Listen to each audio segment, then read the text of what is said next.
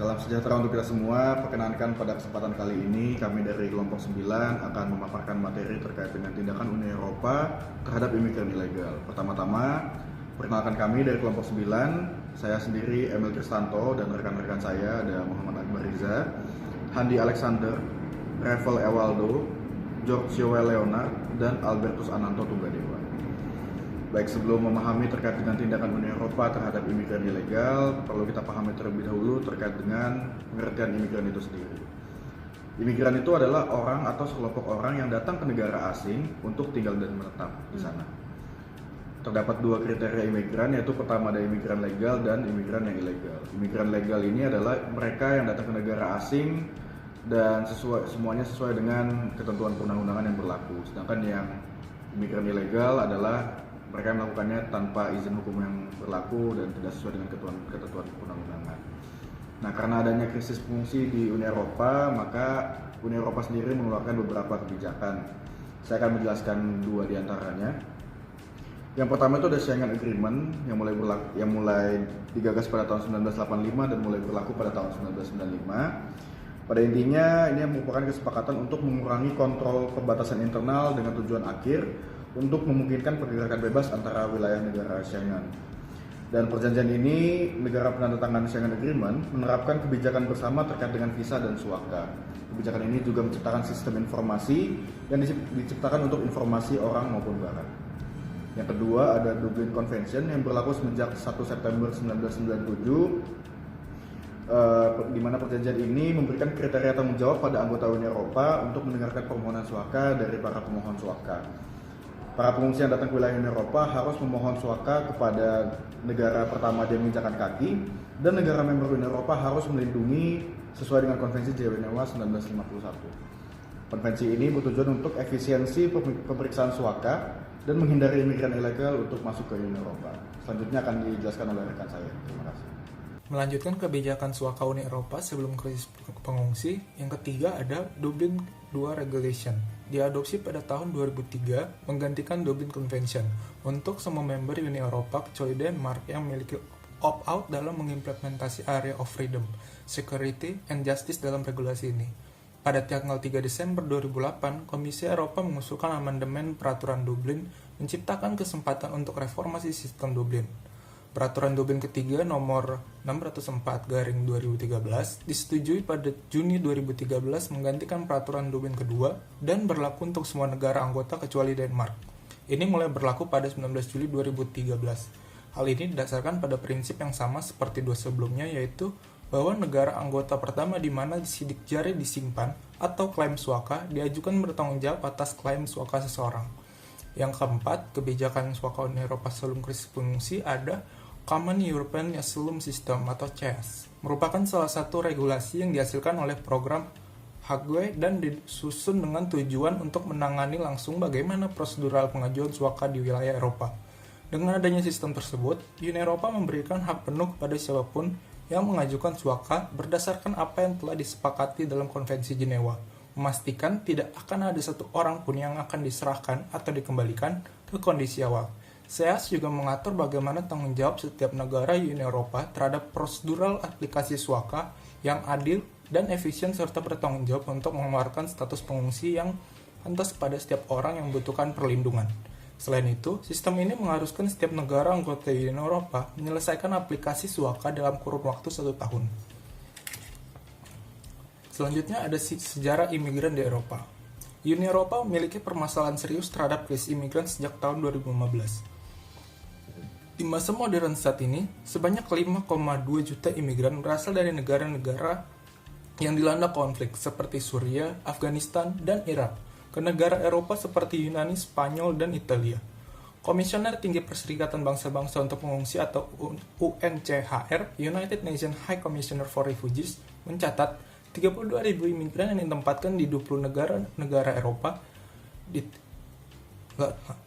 Jumlah imigran yang ada di Yunani pada tahun 2018 terdapat 27.000 imigran, di mana 57% diantaranya tinggal di wilayah perkotaan.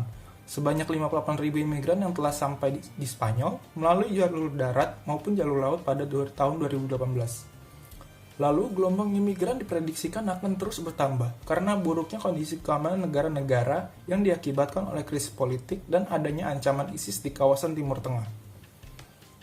Permasalahan pengungsi yang terjadi di beberapa negara Uni Eropa tidak hanya menjadi permasalahan bagi negara penerima pengungsi saja. Hal ini dikarenakan negara-negara Eropa telah terintegrasi dalam sebuah organisasi regional.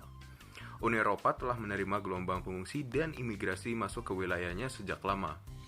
Pada tahun 2013, Uni Eropa telah menerima sebanyak 43,5% keseluruhan permohonan suaka di seluruh dunia.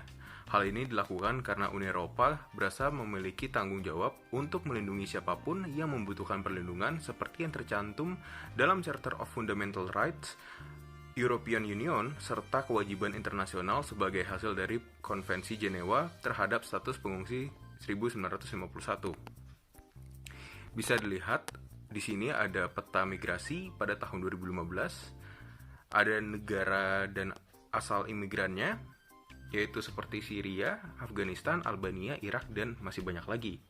Kemudian bisa dilihat alur imigrasi mereka ditandai dengan anak panah di bagian bawah dan garis-garis yang berwarna coklat tersebut.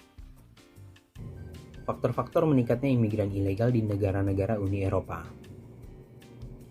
Imigran ilegal sangat berkaitan dengan penyeludupan imigran. Berdasarkan survei European Union Agency for Law Enforcement Cooperation, 90% imigran yang masuk ke kawasan Eropa memanfaatkan jasa penyeludupan imigran. Hal ini terjadi oleh faktor-faktor seperti krisis pada tahun 2015, peperangan Timur Tengah, ditambah parahnya sistem penerimaan imigran yang ada di Uni Eropa. Hal ini menyebabkan banyak di antara pencari suaka mengambil opsi lain untuk masuk ke wilayah Uni Eropa, yaitu dengan menjadi imigran gelap. Faktor lainnya yaitu kebijakan Uni Eropa yang mewajibkan negara-negaranya untuk menampung pengungsi serta tidak diperkenankan menolak dan memulangkan imigran sebelum negara tersebut memproses kebutuhan dasar dari imigran tersebut. Penyeludupan imigran seringkali berkaitan atau melibatkan jaringan kriminal yang luas. Untuk memerangi penyeludupan imigran tersebut, Uni Eropa mengadakan sebuah agenda yang kemudian menghasilkan beberapa poin penting. Yaitu yang pertama, ultimatum terbuka Uni Eropa dan pencegahan eksploitasi terhadap imigran dan mengurangi insentif bagi para imigran ilegal. Pada tahun 2021, Uni Eropa membentuk Action Plan 2021 sampai 2025 yang berisikan kerangka kerja yang akan dilakukan untuk melawan tindakan penyeludupan imigran. Action Plan tersebut didasarkan pada evaluasi. Tindakan Uni Eropa terhadap imigran ilegal. Terdapat beberapa hal yang dilakukan oleh Uni Eropa dalam mengatasi imigran ilegal. Ya, yang pertama, pengembangan kemitraan dan bekerja sama dengan negara lain seperti contohnya Turki. Kemitraan ini bertujuan untuk meningkatkan manajemen dan tata kelola migrasi, membangun peluang ekonomi, membantu pengungsi, mempromosikan pekerjaan legal bagi imigran, peningkatan kerjasama dengan negara asal terkait pemulangan, penerimaan kembali, dan mengatasi akar penyebab migrasi yang tidak teratur. Uni Eropa juga membantu dan membangun kerangka kerjasama terkait operasional anti penyeludupan dengan negara atau wilayah di sepanjang rute imigrasi. Menuju kawasan Eropa berarti Anti-Smuggling Operation Partnership yang bersifat regional dan internasional sehingga Interpol, PBB, International Organization for Migration, United Nations Office on Drugs and Crime juga ikut mengambil bagian dalam kerangka kerjasama anti penyeludupan Uni Eropa. Uni Eropa juga mengontrol perbatasan. Uni Eropa melalui Badan Uni Eropa yang terdesentralisasi pada garis depan, tapi juga menerapkan pendekatan hotspot seperti tugas khusus untuk melakukan analisa terhadap imigran yang tidak layak. Selanjutnya akan dilanjutkan oleh teman saya, Riza. Selanjutnya ada tindakan Uni Eropa terhadap imigran ilegal. Yang pertama ada kontrol perbatasan Uni Eropa melalui Badan Uni Eropa yang terdesentralisasi.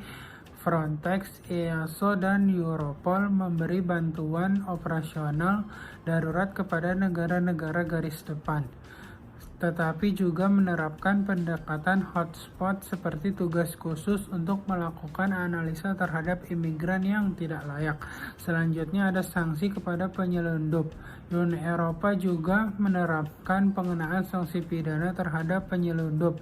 Dalam memberikan sanksi tersebut, Uni Eropa mengadopsi protokol PBB tentang pencegahan, penyelidikan, dan penuntutan penyelundupan migran baik darat, laut, dan udara. Hal ini juga termasuk mewajibkan negara-negara untuk menetapkan hukuman pidana bagi penyelundup. Adapun yang dimaksud dalam penyelundupan imigran dijabarkan dalam sanksi hak asasi global Uni Eropa, yaitu seseorang atau sekelompok orang yang bertanggung jawab, terlibat, ataupun terkait dengan pelanggaran hak migran. Sanksi ini juga mencakup perdagangan manusia secara luas. Selain sanksi pidana, terdapat sanksi larangan bepergian dan pembekuan aset yang dapat dikenakan. Selanjutnya ada komponen-komponen dalam kemitraan operasional anti penyelundupan atau European Commission 2021. Yang pertama ada penerapan kerangka hukum dengan lingkup nasional dan regional. Hal ini bertujuan untuk membuka akses bagi negara-negara mitra serta organisasi regional terkait pengumpulan data. Yang kedua ada pengelolaan wilayah perbatasan dengan negara mitra untuk mencegah masuknya imigran gelap, kerjasama dengan negara-negara mitra dalam rangka mencegah pemalsuan dokumen dan identitas. Hal ini dilakukan dengan kontrol penerbitan dan penerimaan paspor. Yang ketiga ada tindakan pencegahan dan peningkatan kesadaran dengan menyebarkan informasi mengenai sanksi yang didapatkan masuk ke Uni Eropa dengan cara ilegal, serta juga mempromosikan cara legal bagi para migran untuk dapat memasuki Uni Eropa. Dilakukan juga tindakan pencegahan yang berkaitan dengan penyelundupan imigran gelap seperti human trafficking, terorisme, dan lain-lain.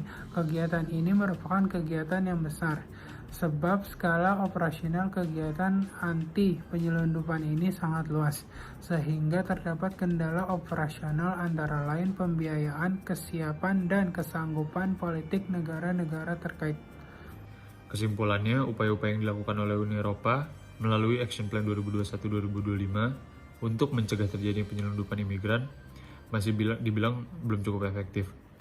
Hal ini merujuk pada data tahun 2021 sampai dengan 2022, di mana pada pertengahan tahun 2022 jumlah migran yang masuk itu menyentuh angka 180.000 lebih.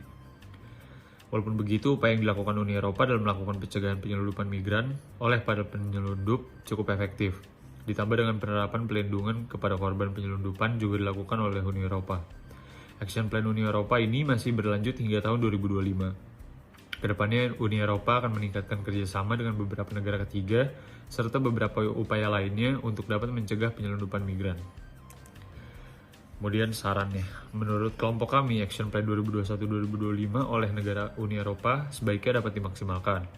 Dengan adanya Action Plan tersebut, diharapkan dapat mencegah penyelundupan imigran ilegal. Lalu, dengan adanya sistem Common European Asylum System atau SIAS yang diberlakukan oleh Uni Eropa, diharapkan tegas dalam memberikan hak penuh kepada siapapun yang mengajukan suaka dan dapat memilah imigran yang dikembalikan atau membutuhkan perlindungan sosial dengan aturan yang berlaku oleh Uni Eropa dan negara-negara anggota Uni Eropa. Sekian dari kelompok kami, terima kasih.